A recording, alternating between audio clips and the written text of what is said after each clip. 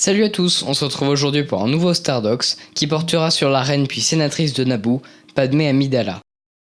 Padmé Naberrie naquit en 46 avant la bataille de Yavin sur la planète Naboo, et oui je dis Naberrie parce que c'est ça son nom d'origine.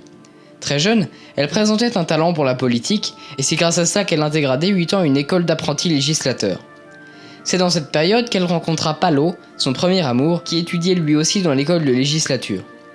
Alors qu'elle continuait ses études en politique, lui préféra tout abandonner dans cette voie pour se consacrer à l'art.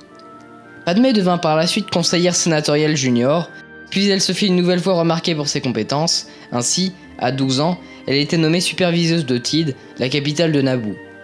2 ans plus tard, elle fut élue par le peuple comme reine de Naboo, et, avec son élévation au rang de reine, elle changea son nom de Padmé Naberrie en Padmé Amidala. Elle était donc âgée de 14 ans lors de la loi sur l'augmentation des taxes sur les routes commerciales par le chancelier Valorum et le sénateur Palpatine, lui aussi originaire de Naboo. C'est en guise de représailles pour cette loi que la Fédération du Commerce envoya ses vaisseaux de guerre pour établir un blocus sur Naboo, la planète de Padmé. En voyant approcher les forces d'invasion sur sa planète, elle prit la décision de prendre sa suivante Sabé pour doublure et de se déguiser elle-même en suivante pour assurer sa sécurité. Après avoir été capturée par les forces de la Fédération, Padmé et sa suite furent libérés par 2 Jedi, Obi-Wan Kenobi et Qui-Gon Jinn, et un Gungan, Jar Jar Binks. Ils parvinrent à atteindre le vaisseau de la reine. Néanmoins, celui-ci fut endommagé par le blocus de la Fédération.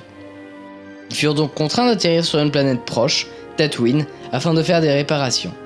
Toujours déguisée en suivante, Padmé accompagna Qui-Gon et Jar Jar à Mos Espa, la grande ville la plus proche. Là-bas, ils firent la rencontre de Watto, un revendeur, et de ses esclaves, Shmi Skywalker et son fils Anakin. Watto refusant les crédits républicains au profit de la monnaie locale, ils furent contraints de parier sur le jeune Anakin lors d'une course de modules. S'il emportait la victoire, il gagnait également sa liberté. Anakin remporta la course de peu, et il embarqua alors avec la reine et son escorte dans le vaisseau fraîchement réparé. Ils firent donc route vers Coruscant pour témoigner auprès du Sénat. Constatant le manque de réaction du chancelier et des sénateurs, et conseillé par Palpatine, la doublure de Padmé, en accord avec cette dernière, proposa de changer de chancelier. Le changement prenant du temps, Padmé préféra retourner sur sa planète avec son escorte. Là-bas, Padmé reçut l'aide des Gungans dont elle avait appris au chef sa véritable identité. Padmé s'infiltra dans le palais et réussit à capturer le vice-roi de la Fédération du Commerce, Nute Gunray. De leur côté, les troupes de Naboo avaient éliminé l'armée droïde. La suite du règne de Padmé se déroula sans incident. Par ailleurs, à la fin de son 2e mandat, elle était tellement aimée qu'il fut question de modifier la constitution pour lui permettre de régner plus longtemps, mais elle refusa. Après son abdication, Jamilia, la reine entrante, lui proposa un poste au Sénat pour remplacer celui de Palpatine, qui avait été élu chancelier, et Padmé accepta. Avec la création de la Confédération des systèmes indépendants, il fut proposé au Sénat de créer une grande armée pour se défendre de cette menace, ce à quoi Padmé s'opposa catégoriquement. Alors qu'elle arrivait sur Coruscant pour participer au vote, elle fut victime d'une tentative d'assassinat, durant laquelle Cordé, une de ses suivantes et sa doublure, perdit la vie. Elle se vit ensuite affecter 2 Jedi, Obi-Wan et Anakin, pour assurer sa protection.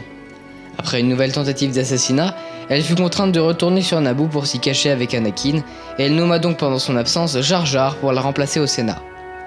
Durant le temps où ils se cachaient sur Naboo, Padmé et Anakin se rapprochèrent, et ils tombèrent amoureux l'un de l'autre.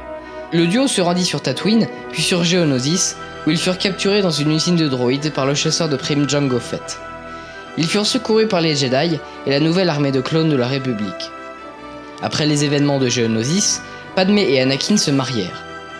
Durant la guerre des clones, Padmé eut affaire au clan des Hutt, à Gunray, à l'un de ses anciens amis, Rosh Clovis, et à des chasseurs de primes. À la fin de la guerre, Padmé tomba enceinte, et dès lors, elle devint de plus en plus passive. Remarquant qu'Anakin devenait de plus en plus distant et préoccupé, elle demanda de l'aide à Obi-Wan. Celui-ci finit par lui révéler qu'Anakin avait basculé du côté obscur. Refusant de le croire, Padmé rejoignit Anakin en personne sur Mustafar et se rendit compte de la véracité des propos d'Obi-Wan. Celui-ci l'ayant suivi dans son vaisseau, Anakin crut qu'elle était venue pour le tuer et l'étrangla avec la force.